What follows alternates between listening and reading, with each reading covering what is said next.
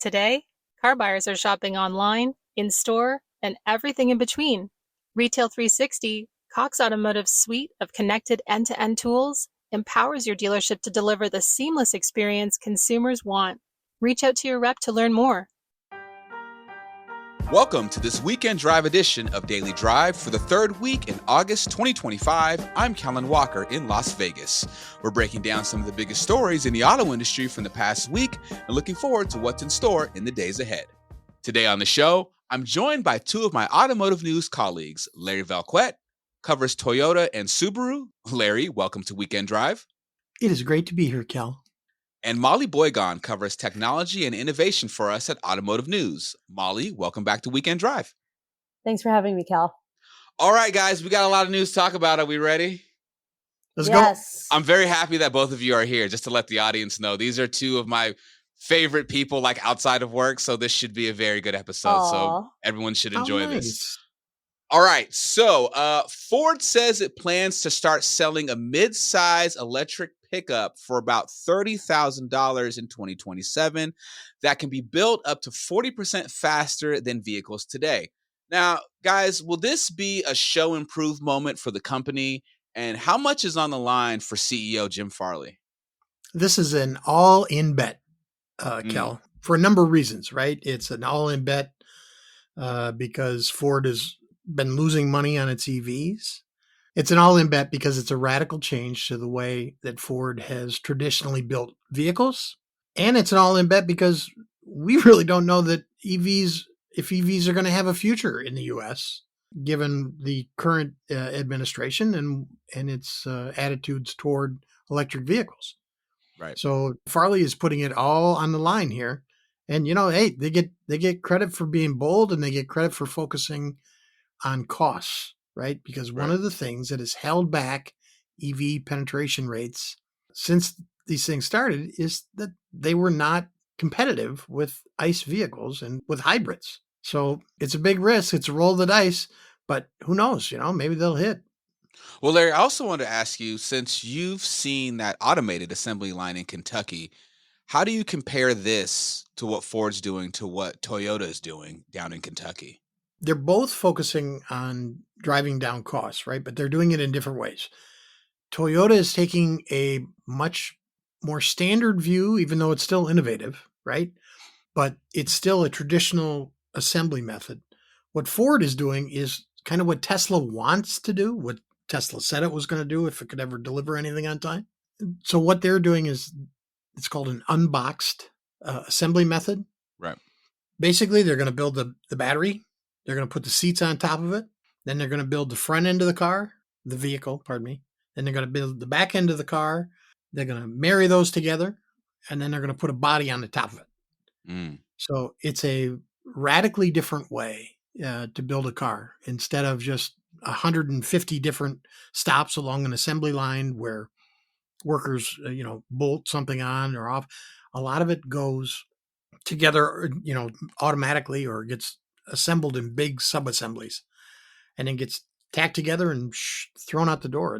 They say they can do it 40% faster, which is a crazy number. And if they're able to pull it off, and if that means that those EVs can be profitable, presumably, right at the get-go, that would be, world-changing. Yeah, Larry, I caught that stray too you threw at Tesla, by the way. That wasn't gonna go unspoken. Okay, Molly, I want to ask you, EV registrations rose in June, but U.S. market share dropped to 8.6%. Is the biggest concern for EV adoption price or charging infrastructure? What do you think concerns consumers the most? My understanding is that the major concern is price, because different outlets like JD Power and others that have been assessing consumer attitudes toward electric vehicles have noted some improvements in the accessibility, availability, reliability of charging infrastructure. But as far as price goes, the differential is still pretty significant. And while those different industry stakeholders have tracked improvements in terms of charging infrastructure, it still remains a pretty commonly cited concern. So maybe a little bit of both. You know what, Kel? Yeah. Can I jump in here for Yeah, just go a ahead, minute? Larry. Yeah. So You're an EV owner. I right? am. I'm a hybrid owner. It's always struck me, been around, watched this, rise. Remember that the first Tesla Roadster that they showed at the Detroit Auto Show, and it took them 3 days to get to Detroit because of the because of the charging infrastructure Right. from LA. That was like 15 years ago now. But it's always struck me that what's interesting is in the marketing of EVs, right? Automakers have traditionally tried to market EVs to consumers to get, adoption as a straight substitute. You can buy this and your life, won't change that much. Well, because of the charging infrastructure and the price, that's not really the case, right? Right. I mean, you can buy a very, very nice luxury vehicle for the cost of some of these, pretty basic EVs, let alone have to, struggle with the charging infrastructure. And it's always struck me that if automakers simply suggested instead, you know what, we're not yet at a point where it's a straight, for many people, where it's a straight substitute. It's not. I mean, it's just too complex yet. There's not enough infrastructure yet. The technology is still new. It's the bag phone where we're at in that. But people do want to help. They do want to help the environment. And if they marketed EVs as, hey, if you and your family have a second car, make your second car an EV, because you could keep the range. You still got one vehicle. You can, if you need that 400 or 500 miles, or you're taking that long trip, take it by all means. But for the 95% of the time that you're just driving around town or driving within, a 200 miles, this will work and you will love it, and it'll be cheaper. I've always thought that was a much better message to try and convince consumers to dip their toe in. Molly, can you answer this for me? Why do you think that, like Larry said, that automakers have this like almost all-in mentality of like it has to be one or the other, right? Because it's like we know this, we reported on this, for years. It was, companies saying we're going to go all EV by 2030, and we're going to completely, redo our line of vehicles and no gas powered vehicles anymore. And it's like, why can't there be just this like middle ground of like, okay, the infrastructure isn't built yet, so like Larry said, you get the EV as the second car. You still have the gas car to get the range and have the, I guess, security of I don't have to worry about, running out of battery or not having a place to charge my car because I have this other option. But why do you think automakers have that mentality? I think that I don't really have to remind this particular group of people, but I just don't think that the fear that Tesla struck into the hearts of the traditional automaker can really be understated. I think that in like 2020, 2021, the traditional automakers were looking around at Tesla's growing market share and saying, okay, they're going in on EVs, we're going to go in on EVs. And then also, I think that EVs continue to suffer from a very particular reputational problem as like a wealthy person's toy that's not actually a vehicle of utility. My sense is, and it's really just kind of anecdotal, is that automakers don't want to perpetuate that narrative by suggesting that the only people who really have a use for an electric vehicle are people who can afford a second vehicle. Good stuff, guys. Well, that's the first part of our show. I can't wait for the second part. Let's keep it rolling. Coming up this week at Automotive News, we ran a series of reports about the future of software-defined vehicles. We'll talk about that next on Weekend Drive. Today's consumers are using multiple channels to buy cars, online, in-store, and everything in between. And dealerships need to deliver a consistent, connected car buying experience that keeps shoppers and dealers in sync across every channel and every stage of the purchase process. Retail 360, Cox Automotive's suite of connected end-to-end tools empowers your dealership to deliver the seamless experience consumers want. With industry-leading solutions and consumer sites, Cox Automotive connects and enables shopping and buying across all channels. Consider a typical buying process. A consumer might shop for cars on AutoTrader or on a dealership's dealer.com website. At the same time, they might research the value of their trade-in on Kelley Blue Book. Whatever they're doing, your sales team will see that they're actively in market through VIN solutions. When they arrive in your showroom, You can use DealerTrack to build a deal and secure financing options. vAuto will help you price their trade-in correctly, and after they drive off the lot, you can use Xtime to keep them coming back as a lifelong service customer. Along the way, you'll get the industry's most powerful predictive insights that aggregate data from 7 out of 10 in-market shoppers and AI-led automation that puts repetitive tasks on cruise control. Reach out to your Cox Automotive rep today to learn how you can meet today's high consumer expectations to deliver a more satisfying car buying experience with Retail 360. Welcome back to Weekend Drive. I'm Kellen Walker with Automotive News staff reporters Larry Vellequette and Molly Boigon. So, Molly, you wrote 3 stories this week for us at Automotive News about the status of software-defined vehicles. Talk about this project and why you wanted to look into SDVs now. Yes. So our tech and innovation team wrote a series of stories about software-defined vehicles, which sort of have a very nebulous definition. But the one that I feel is most accurate is sort of vehicle philosophy that allows the vehicle to receive new features and capabilities via over-the-air updates, which requires that the underlying hardware is sufficiently flexible to enable these new features. And another thing is, the experts tell me that a truly software-defined vehicle will have an open developer ecosystem where you will be able to pull capabilities and functionalities not just from one automaker or one tech company, but from, developers at different companies all around the world, with different sort of intents behind their new functionalities. So we wanted to sort of update readers on where the industry is on SDVs, what some of the sort of speed bumps and opportunities are for automakers, and where the industry is sort of going from here.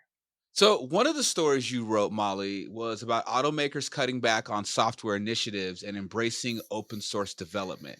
Now, I'm not going to sit here and say I told you so, but like our old executive editor, he will tell you this, and our producer Jake will tell you this, and I have said this since I've started working here. Why is there been such it's almost like a headache for me of automakers not working with software companies and being more open when it comes to the technology side and putting into these vehicles. Ooh. Can I take this? Okay. So my question is, why did this take so long?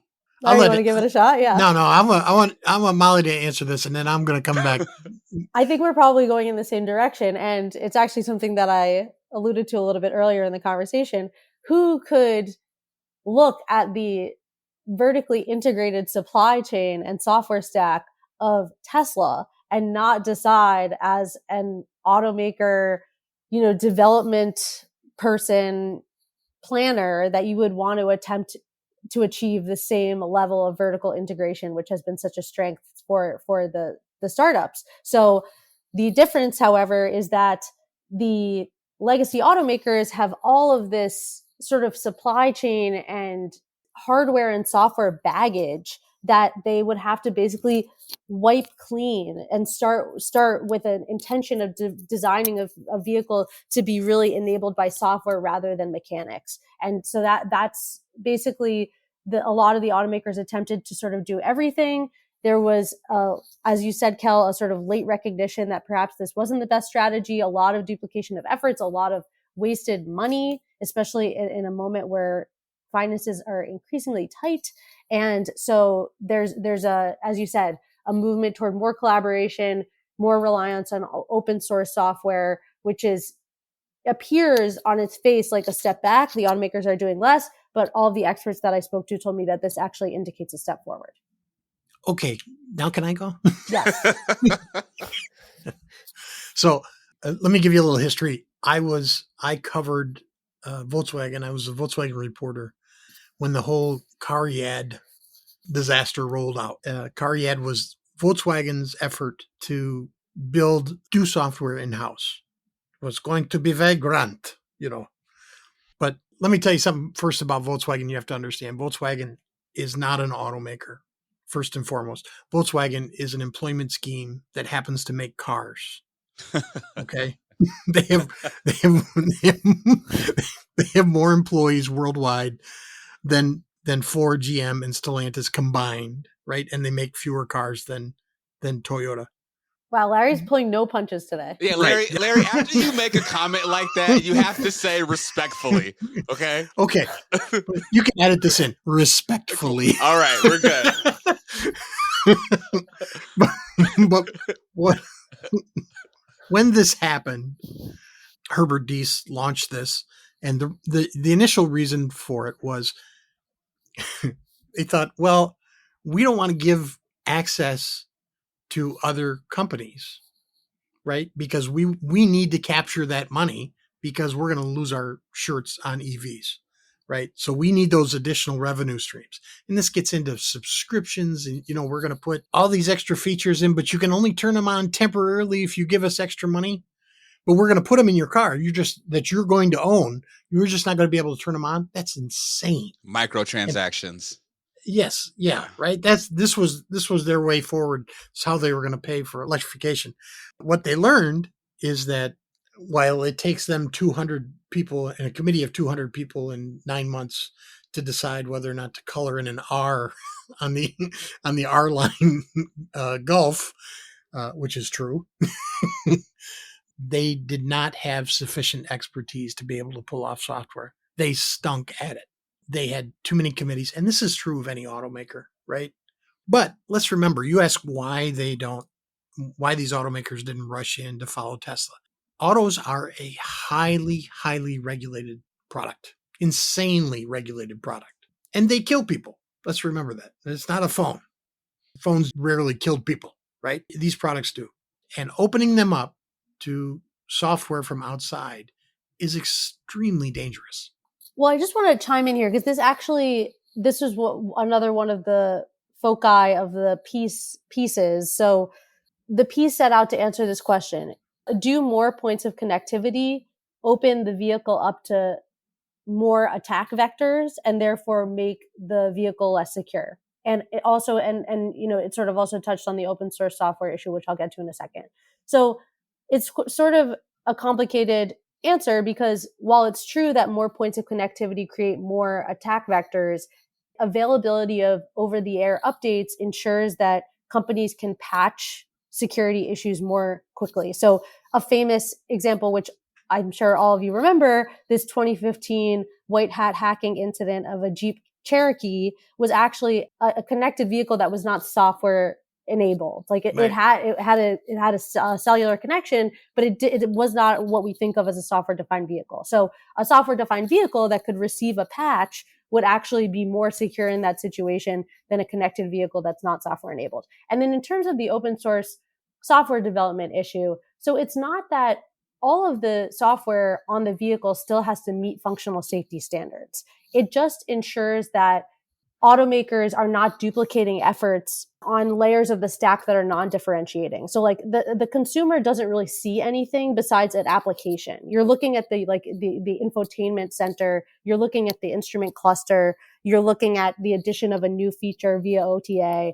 That's the type of thing that actually differentiates. There's no reason that each individual automaker should be inventing their own proprietary middleware. So why doesn't everyone just rely on an open source software development kit, which has the source code that's publicly available that people can build on, and then therefore the application layer can be built upon a sort of standard middle layer. That's the thinking behind the open source movement. It's not really the direction that the automakers are heading in to allow like me to write a program that would be able to run on your software defined vehicle. Well, why do countries like China have the edge when it comes to software defined technology? And is part of this just because most of them are all vertically integrated? This was maybe, I mean, it's hard. I love all my children, but this may have been my favorite piece of the three that I wrote. Because I feel like this is something that we talk about all the time on staff and is just such a sort of present current of thought in the industry that China has the software edge. And there's a bunch of really interesting reasons for this. One is that consumer electronics manufacturing is based in China. So as Larry was saying, while vehicles are not consumer electronics, having all of those companies, having all of that supply chain, having all of those raw materials readily available makes it a lot easier to sort of build that software enabled vehicle. Then you also have a different sort of culture and focus. Larry was talking about the intensely regulated nature of the American auto industry. Up until recently, the focus in China, China obviously has its own vehicle regulations, but just a lot of many fewer barriers to entry in terms of putting out software updates and patches. And actually now the Chinese government is approving OTA updates that go out that are related to functional safety. So that's like an adjustment that's happened over the last year or so. And then also you have, again, just a younger industry that was able to sort of start with a cleaner slate and is not sort of beholden to these kind of legacy relationships and legacy ways of thinking. So it's a bunch of different factors, but those are some of them.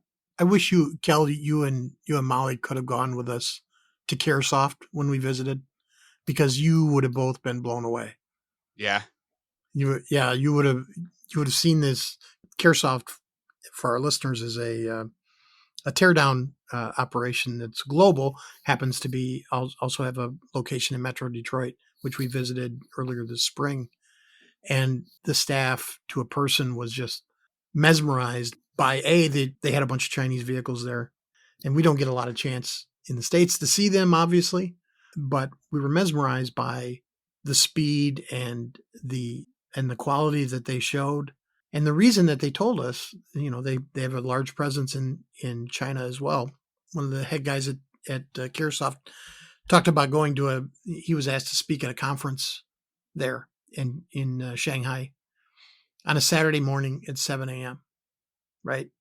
And he's like, okay, well, who's going to be there? There were 900 people there. Oh, wow. Yeah. To listen to him, because he said these guys, they work 6 days a week. They work 12 hours a day, at least. He's like, yeah, the reason they're fast is it's the same amount of work. They're just doing it at an accelerated pace because they're working so much harder.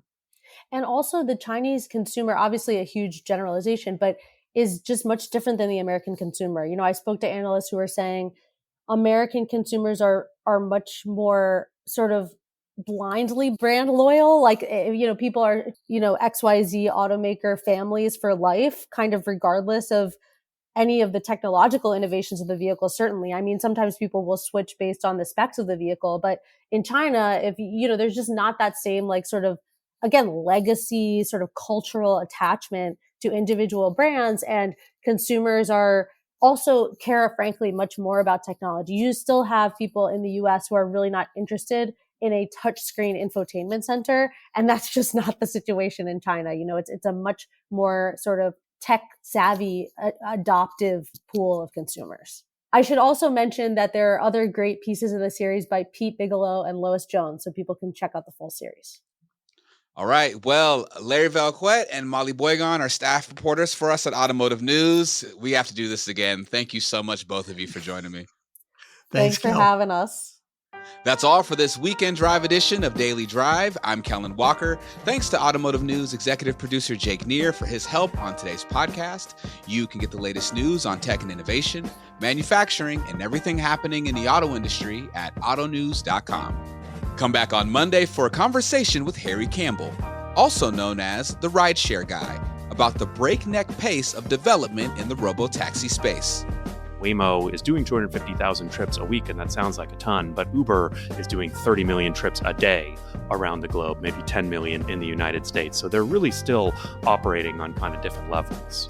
We'd love to hear from you. Let us know what you think of the show and the topics we covered today. Send us an email at dailydrive@autonews.com or leave us a voicemail at 313-444-2774. And if you enjoy the podcast, remember to like, leave a review, and subscribe so you never miss an episode.